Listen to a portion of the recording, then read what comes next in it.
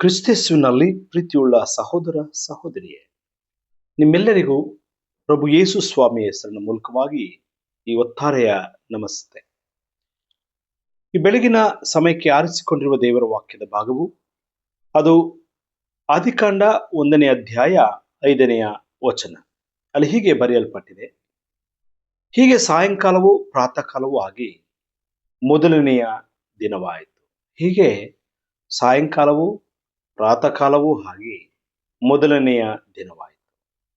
God called the light day and the darkness he called night. And there was evening and there was morning the first day. There was evening and there was morning the first day. ಮೊದಲ ದಿನ ಎಂಬುವಂಥದ್ದು ಒಂದು ದಿನದ ಆರಂಭವನ್ನ ಅಥವಾ 24 ಗಂಟೆಗಳ ಪರಿಕಲ್ಪನೆ ದೇವರ ಸೃಷ್ಟಿಯಲ್ಲಿ ಸ್ಥಾಪಿತವಾಗಿದೆ. ಮೊದಲ ದಿನ ಹಿಬ್ರಿಯ ಭಾಷೆಯಲ್ಲಿ ಯೋಮ್ ಎಂಬುದಾಗಿ ಕರೆಯುತ್ತಾರೆ.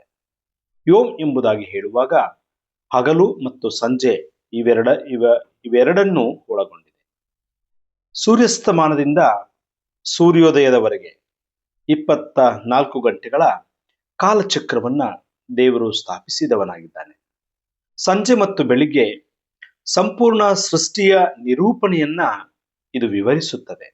ಈ ವಾಕ್ಯವು ದೇವರು ಬೆಳಕನ್ನು ಕತ್ತಲೆಯಿಂದ ಬೇರ್ಪಡಿಸಿದ ನಂತರ ಒಂದು ದಿನ ಎಂಬುದಾಗಿ ಸಂಭವಿಸುತ್ತದೆ.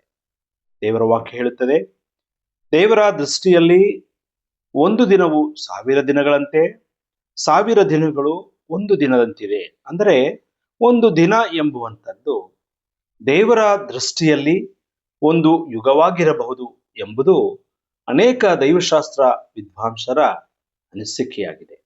ಏನೇ ಇರಲಿ ಪ್ರೀತಿಯ ಸಹೋದರ ಸಹೋದರಿಯೇ, ದೇವರು ಹಗಲು ರಾತ್ರಿ ಎಂದು ಹೆಸರಿಸಿ ಒಂದು ದಿನ ಎಂಬುದಾಗಿ ಗುರುತಿಸಿದಂಥದ್ದು ದೇವರ ಸಂಪೂರ್ಣ ಅಧಿಕಾರವನ್ನ ತಿಳಿಸುತ್ತದೆ.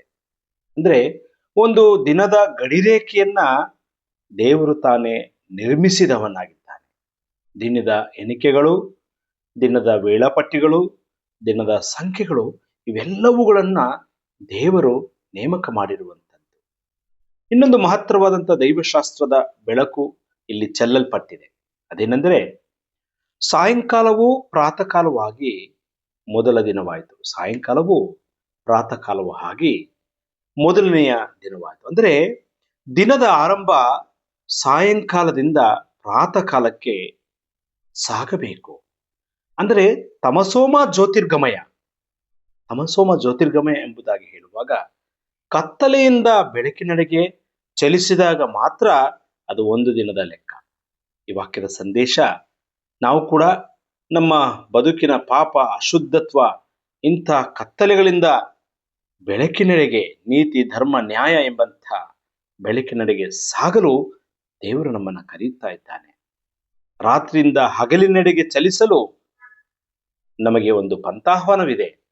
ಇಸ್ರಾಯೇಲರಿಗೆ ದೇವರು ರಾತ್ರಿಯಲ್ಲಿ ಬಿಡುಗಡೆ ಕೊಟ್ಟಿದ್ದನು. ಇಸ್ರಾಯೇಲರು ಅರಣ್ಯದಲ್ಲಿರುವಾಗ ರಾತ್ರಿ ದೇವರು ದೀಪಸ್ತಂಭವಾಗಿದ್ದನು.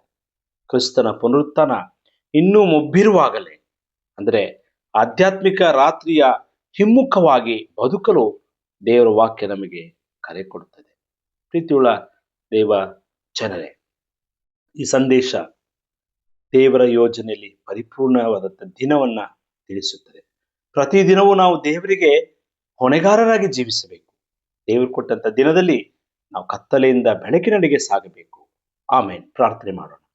ಕೃಪಾ ಸಂಪೂರ್ಣನೂ ದಯಮಯನೂ ಆಗಿರುವ ದೇವರೇ, ನಿನ್ನ ಮಹಾಪರಿಶುದ್ಧ ನಾಮಕ್ಕೆ ಸ್ತೋತ್ರವಾಗಲಿ. ದೇವ, ನಿನ್ನ ವಾಕ್ಯಕ್ಕಾಗಿ ಸ್ತೋತ್ರ. ನೀನು ಆದಿಯಲ್ಲಿಯೇ ಸ್ವಾಮಿ ಹಗಲು ರಾತ್ರಿಗಳನ್ನ ಕೂಡಿಸಿ ಒಂದು ದಿನವಾಗಿ, ಗಂಟೆಗಳಾಗಿ, ಸ್ವಾಮಿ ದಿನದ ವೇಳಾಪಟ್ಟಿಗಳಾಗಿ, ಸಂಖ್ಯೆಗಳಾಗಿ ನೀನು ಎಣಿಕೆ ಮಾಡಿದವನು ಸ್ವಾಮಿ. ದೇವರೇ, ನಿನ್ನ ಈ ಸೃಷ್ಟಿಯಲ್ಲಿ ಒಂದು ದಿನವು ಹಗಲು ರಾತ್ರಿಗಳನ್ನ ನೇಮಕ ಮಾಡಿದಾತನು. ರಾತ್ರಿಯಿಂದ ಹಗಲಿನೆಡೆಗೆ ಸ್ವಾಮಿ ನೀನು ನೇಮಿಸಿದಾತವನು. ನಮ್ಮ ಜೀವನದಲ್ಲಿಯೂ ಕೂಡ ನಾವು ರಾತ್ರಿಯ ಕೆಲಸಗಳನ್ನು ಬಿಟ್ಟು ಹಗಲಿನೆಡೆಗೆ ಅಥವಾ ಬೆಳಕಿನೆಡೆಗೆ ನಾವು ಜೀವಿಸಲು ಸಹಾಯ ಮಾಡು. ಈ ವಾಕ್ಯ ನಮಗೆ ಆಶೀರ್ವಾದ ತರಲಿ. ಯೇಸು ಸ್ವಾಮಿ ಪ್ರಾರ್ಥಿಸುತ್ತೇವೆ ನಮ್ಮ ದೇವರೇ. ಆಮೇನ್.